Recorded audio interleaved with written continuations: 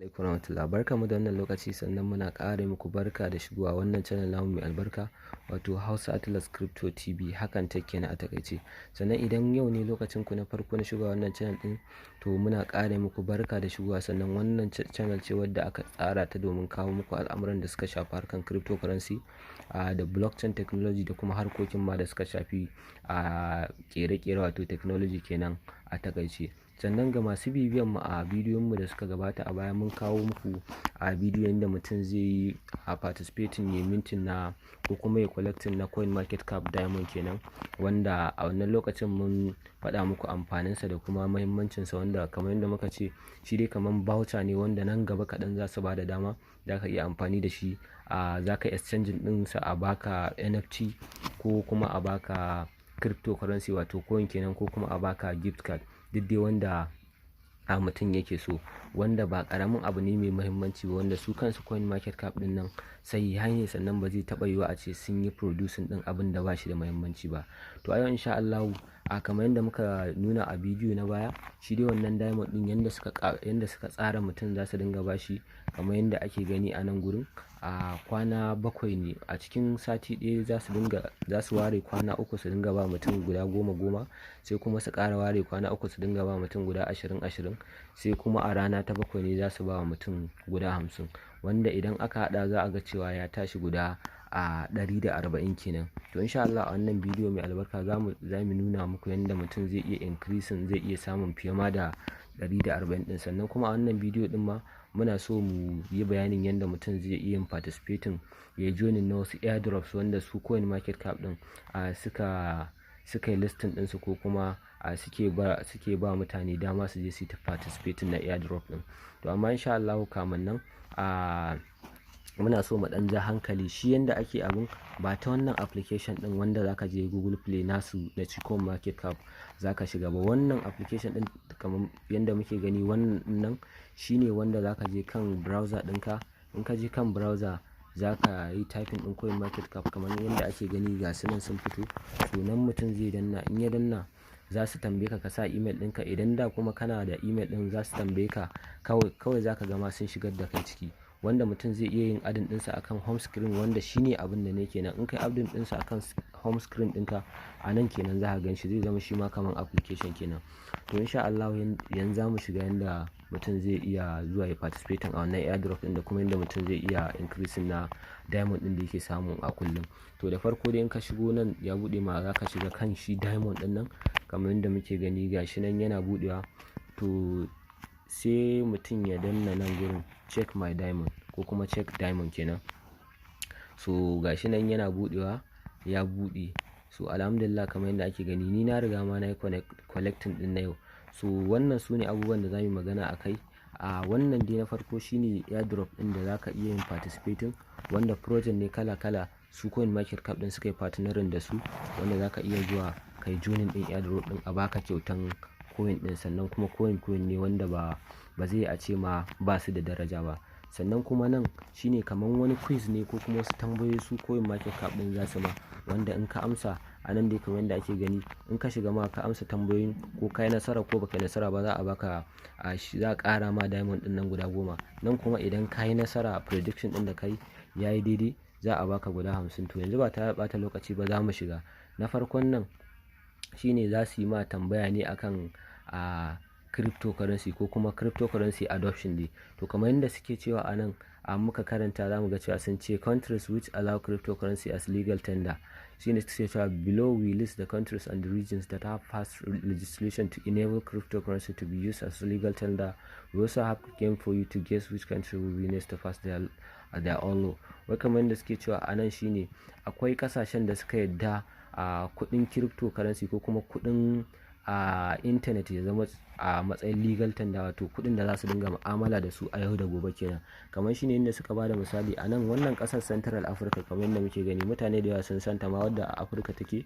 Sannan kuma wannan El Salvador din wata kasa ce wadda take cikin yankin a nahiyar America ko kuma North America ko kuma Central America ma a geographically kenan. To wannan kasashen biyu su ne kasashen da suka yarda da Bitcoin ya zama cewa legal tender ko kuma kuɗin da za su dinga mu'amala da shi.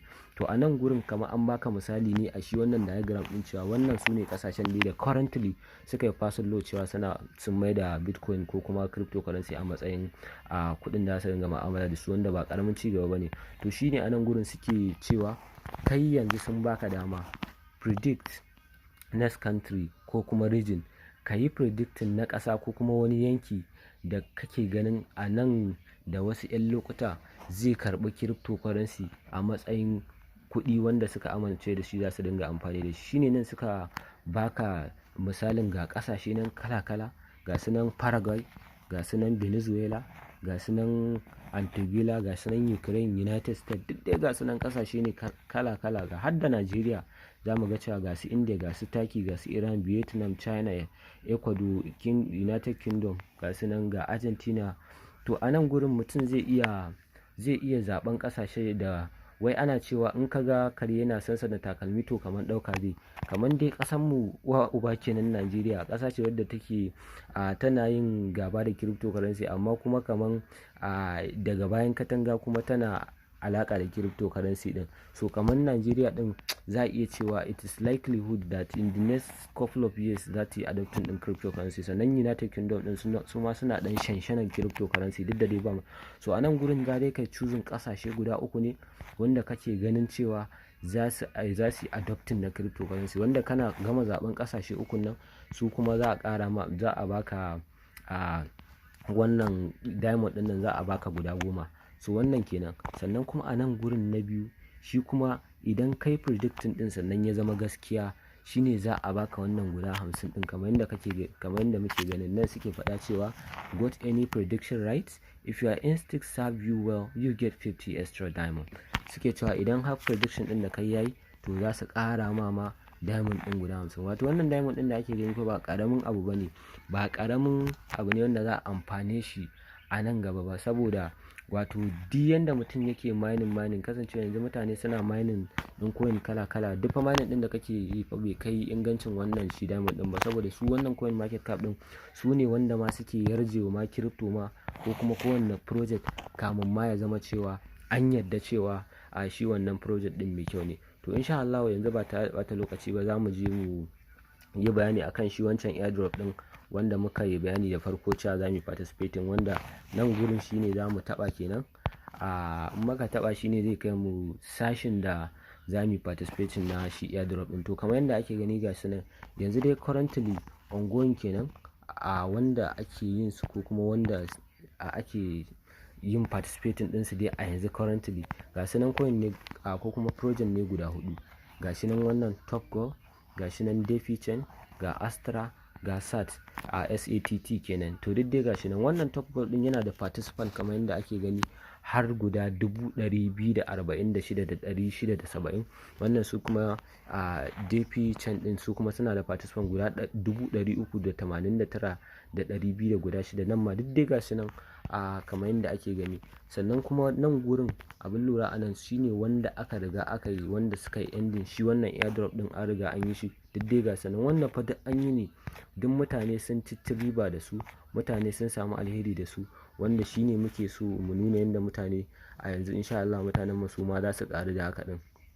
To bari mu shiga mu misalin yadda ake na shi, bari mu dau wannan shi sat din nan tunda na kaman shine zai dan fa sauki, sai mu danna shi.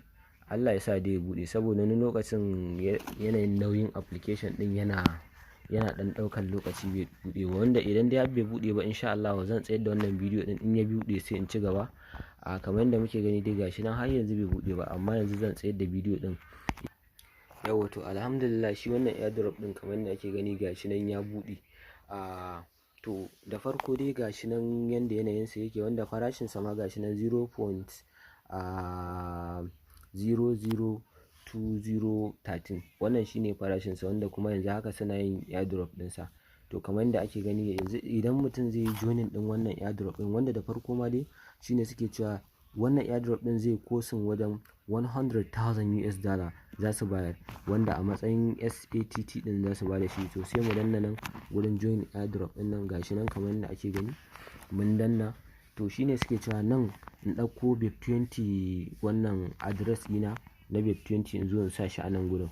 To a nan gurin zan je in ɗauko address ɗina na, zan iya amfani da Trust Wallet, sai in je kan BIP20 sai in kwafo, sai in zo in pasting ɗinsa nan. Ina yin pasting ɗinsa nan gurin sai in following ɗinsu, kawai nan gurin zan danna. Ina danna nan na yi following ɗinsu, nan ma in yi adin ɗinsu watch list.